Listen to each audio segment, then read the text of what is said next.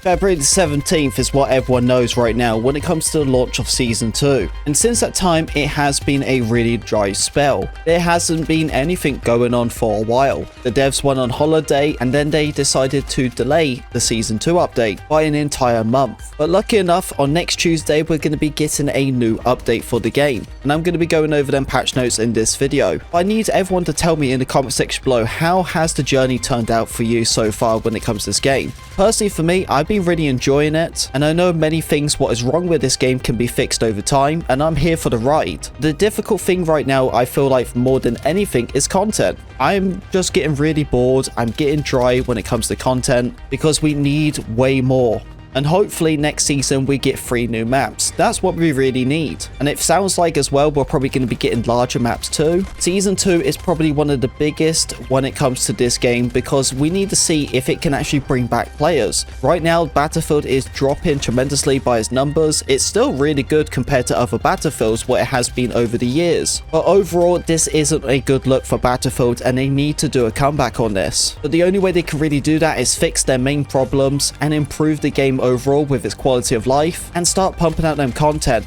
Multiple maps, multiple weapons. If there's stuff what you can do in this game, then it's going to keep you playing. We need more than AI generated posters or challenges. We just need something physical to actually play or use. But we have a big patch coming on the 3rd of February, and let's go and dive into exactly what they're going to be changing. So make sure to leave a like in this video. Let's go shoot for 100 likes, shall we? And subscribe if you're brand new so you don't miss out on the content. One of the first things they have decided to do when it comes to this update, they are actually changing the movement speed. This isn't anything what I want you guys to really freak out about, but I know exactly what they're talking about. There's currently a method where you can jump and slide. And when you do that, you have a consistent slide and you can aim down sight. This method and movement was working really well. Honestly, I'd use it quite a lot. But I actually feel like this is what they're talking about. Just working on inconsistency of jump to sprint or sprint to jump movement. They're going to be changing the movement's behavior. But with this change, this is mainly for its multiplayer side as it won't be impacting the red sec side. So the battle royale will stay the same, but the multiplayer will have a little bit of a change in its movement. On the red sec side, they're improving the parachute behavior and the redeploy UI elements. They're also improving the eastward map when it comes to its visual lighting. I actually do believe this is mainly a PC problem. I don't know exactly what's going on, but a couple of my friends have been telling me about this. Sometimes the lighting would just disappear and it almost be like a night map. This has to be a PC problem because I've never experienced it on console and no one has told me they're going through it on console. But if you have and you've been experiencing it on your console, please let me know in the comment section below. Tell me exactly what's happening on Eastward when it comes to visual wise. But it does appear that this is just a PC problem.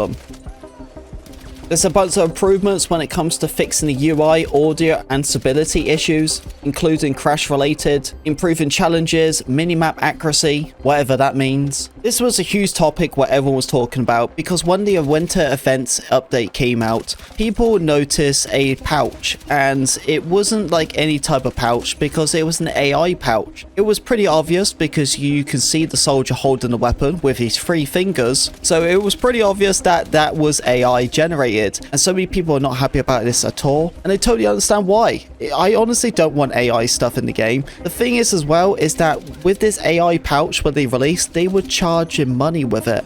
That's something is a no-no. At least if you're going to drop some AI cosmetics or anything AI related into Battlefield 6, it needs to be free to play. Because you're not creating it, the AI is. But it appears that they're going back and they're going to start working on their Battlefield visual identity. So pretty much they're getting rid of the AI stuff because no one's happy about it, and so it should be. They fixed the issue on Eastward when you destroy a building near the A flag where it can cause an unintended green or purple visual effect. And I actually have seen this one. It's kind of funny actually because it looks like a big massive green laser coming down. Fixed an issue where it comes to Eastward destroying a building near the B flag where it would completely black out the lighting. This was the stuff what I was talking about earlier on where the PC guys would completely lose any type of lighting in the game. It definitely seems like there's some weird visual problems when it comes to Eastward. They fixed some UI elements. When it comes to down squad mates, it would show it on the minimap. And this wouldn't be a big deal if you actually was a medic.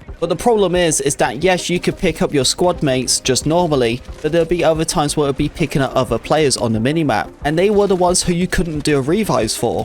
It was a really weird bug, and I don't understand why. What I'm kind of understanding so far about this is that if you was playing the support class and you switch to like engineer, then it would give like this UI bug thinking you're still a support player, but it will mainly be happening on the minimap. They also said that they are updating the legal text so you can read all the policy and the requirement when it comes to Battlefield 6. I wonder what they're updating with it. I am aware of a lot of cheaters when it comes to stream sniping, where it's probably the worst to ever go through. Getting stream sniped really sucks as it is, but getting stream sniped by a cheater, dude, that sucks. So I'm assuming they're probably updating the legal terms to try to stop stream snipers and hopefully get them punished by suspended or banned. When it comes to the UAV drone for the enemies, you couldn't hear the audio at all unless you was the operator of the recon side. Well, they have changed this now so you all can hear the same noise. For all the PlayStation players out there, are you guys still going for that problem of ownership of the game? I honestly felt like this was happening at the start of the game, but it appears that it's still going on when it comes to PlayStation. You would log into the game, especially after an update, and it wouldn't correctly like do the update or something, because it would keep saying that you don't own Battlefield 6. Many people have to like uninstall the game, reinstall it to fix that problem. If you guys are on the Xbox Series S, they are also fixing the outer memory crash for that console. That will happen many times and it'd be pretty annoying. This also can occur when it comes to loading up your daily missions or your weekly challenges. You gotta think about it, the Xbox Series S is probably the most lowest powerful console out there. You got the PlayStation 5, the Xbox Series X, and the PlayStation 5 Pro. They are really good consoles compared to the Xbox Series S, so you can imagine why it's having some memory issues. So this patch here, I can't believe I'm actually talking about it because this really should have came out as soon as RedSec was launched. So when it came to playing RedSec, if you guys were in the final circle, and I guess the last enemy was an AI, if you kill that enemy, then that would be it, right? You think that's it, I won the game, perfect. But no, you are basically just sat there just waiting until you burnt on the fire. They fixed it previously when it came to real players, but if an enemy AI is the last person, then you can't even win the game. What is really frustrating, but honestly, I have never experienced having AIs in Battle Royale, so I have no clue if that's ever a thing until now. And that is some of the major changes what we have in this update. There's a couple other little things as well, but they're not really a big deal to talk about, as it's just a couple of changes when it comes to UI from RedSec or multiplayer.